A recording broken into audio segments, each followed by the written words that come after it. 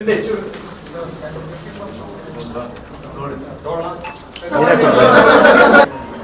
ಬಾರಿ ಬೆಂಗಳೂರು ನಗರದಲ್ಲಿ ಶಾಸಕನಾಗಿ ಜಯನಗರ ಮತ್ತು BTM ವಿಧಾನಸಭಾ ಕ್ಷೇತ್ರದಲ್ಲಿ ಶಾಸಕನಾಗಿ ಗೆದ್ದಿದ್ದೇನೆ.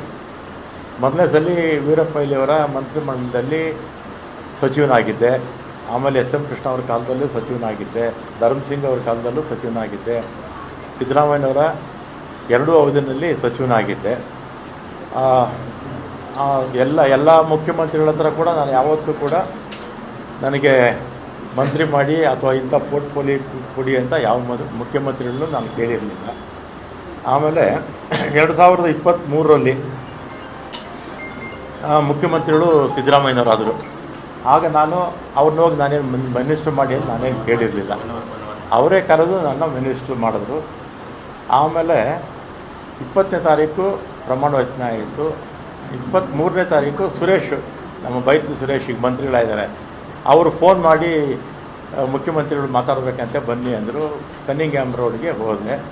ಅಲ್ಲಿ ಮೇಲ್ಗಡೆ ಯಾರೋ ಇದ್ದರು, ಸೆಲ್ಲರಲ್ಲೇ ಪಾರ್ಕಿಂಗಲ್ಲಿ ನಾನು ಸುರೇಶ್ ಮಾತಾಡಿದ್ವಿ. ಏನು ಕರೆದಿದ್ದೇನು ಅಂತ ಕೇಳಿದೆ.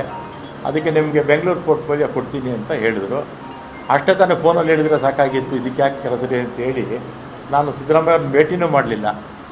ಅವರು ಬೆಂಗಳೂರು ಪೋರ್ಟ್ಫೋಲಿಯೋ ಕೊಡ್ತೀನಿ ಅಂತ ನಾನು ಬಂದುಬಿಟ್ಟು ನಾನೇನು ಕೇಳಿರಲಿಲ್ಲ. ಪೋರ್ಟ್ಫೋಲಿಯೋ ಕೊಡಿ ಅಂತ ನಾನು ಸಿದ್ದರಾಮಯ್ಯನವ್ರನ್ನೂ ಕೇಳಲಿಲ್ಲ.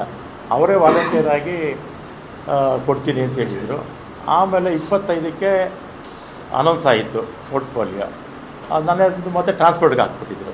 ಆಮೇಲೆ ನಾನು ಫೋನ್ ಮಾಡಿದೆ, ಸುರೇಶ್ಗೆ ಫೋನ್ ಮಾಡಿದೆ. ಅವರಿಬ್ಬರು ಜೊತೆಯಲ್ಲೇ ಕಾರಲ್ಲಿ ಹೋಗ್ತಾಯಿದ್ರು. ಯಾಕೆ ಈಗ ಆಯಿತು ಅಂತ ಹೇಳಿದೆ. ಇದು ಬೇರೆ ಬೇರೆ ಕಾರಣಗಳಿಂದ ಇದು ಬದಲಾವಣೆ ಆಗೋಯಿತು ಅಂತ ಹೇಳಿದರು. ಆಮೇಲೆ ನಾನು 25ನೇ ತಾರೀಕು ಮಾತಾಡಿದ್ಮೇಲೆ ನಾನೇನು ಕೇಳಿರಲಿಲ್ಲ, ಏನು ಇಂಥ ಇಲಾಖೆ ಬೇಕು ಅಂತ ನಾನು ಕೇಳಿರಲಿಲ್ಲ. ಅವರೇ ಕರೆದು ಕೊಡ್ತೀನಿ ಅಂತ ಹೇಳಿದರು. ಆಮೇಲೆ ನಾನು ಬೇಡ, ನನ್ನ ಮಂತ್ರಿಮಂಡಲದಲ್ಲಿ ಇರೋದಿಲ್ಲ ಅಂತ ನಾನು ಹೇಳಿದೆ.